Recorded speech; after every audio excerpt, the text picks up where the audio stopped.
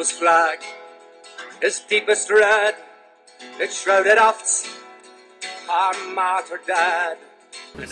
I joined the LRC after my first experience at Labour Party conference. I went to Brighton in 2003 as a delegate from my constituency in Manchester, and it was a fairly awful conference because obviously it was in the aftermath of the attack in Iraq, and I just felt very disillusioned by it all.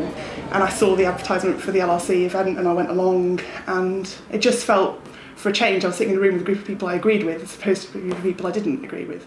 After more than 20 years as a member of the Labour Party, because I joined in 1979, which was the year that the Thatcher government came to power, the Labour Party was rapidly moving away from its core roots to becoming a party of big business. And therefore I joined the LRC as a means of getting back to the sort of core principles of the Labour movement.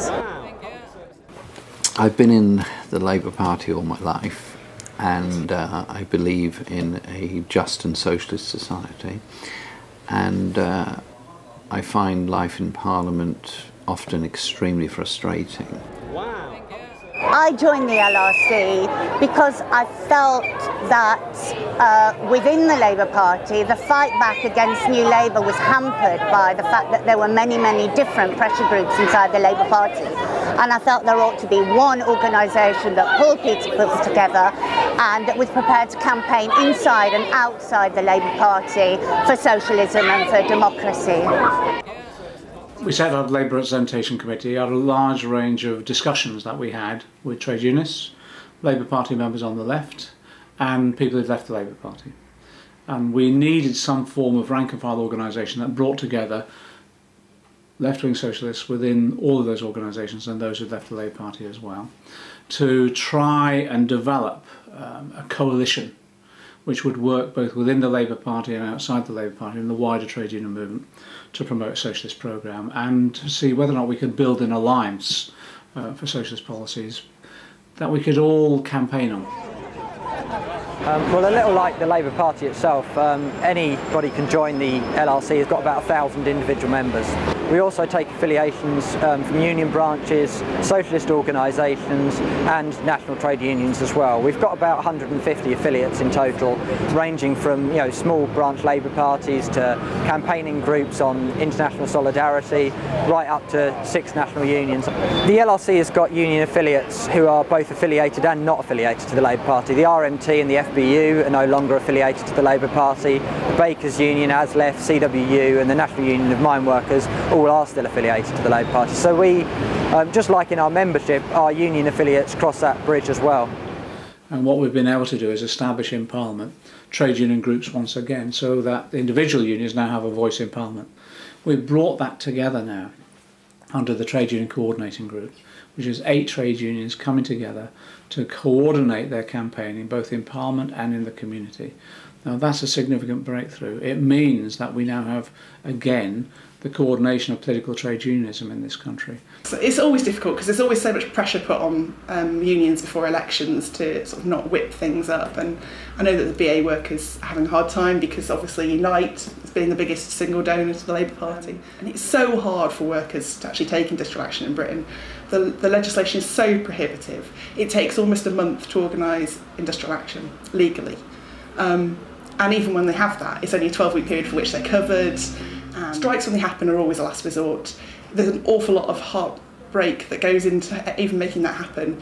And if members decide to take that action, whenever it is, even if it's an impending general election, then they have to take that action. It's not their choice when the dispute happens. The employer creates the dispute at that point.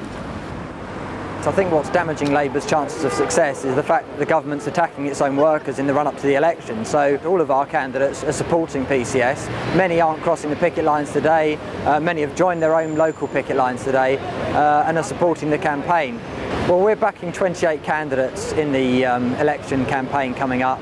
About 19 of them are sitting MPs, and then there's about another 9 who are standing in other seats around the country where it's currently a Tory or a Lib Dem MP. And we're basically backing socialist candidates, MPs who have declared themselves as socialists, either by being members of the Socialist Campaign Group, being members of the LRC, or that they backed John McDonnell's leadership bid a couple of years ago.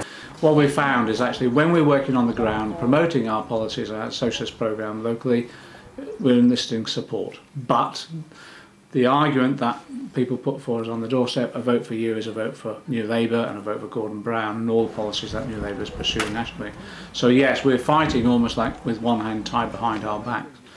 But nevertheless, what we're trying to do is argue with people that, look, we need a socialist voice in Parliament.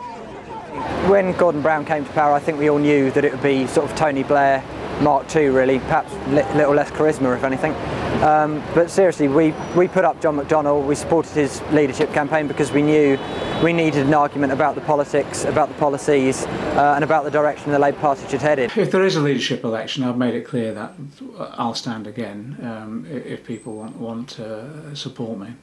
But my own view at the moment is that the Labour Party will do everything it possibly can to avoid a leadership election, because we were estimating in that leadership election that we could have attracted a minimum of 30% of the votes and maybe more.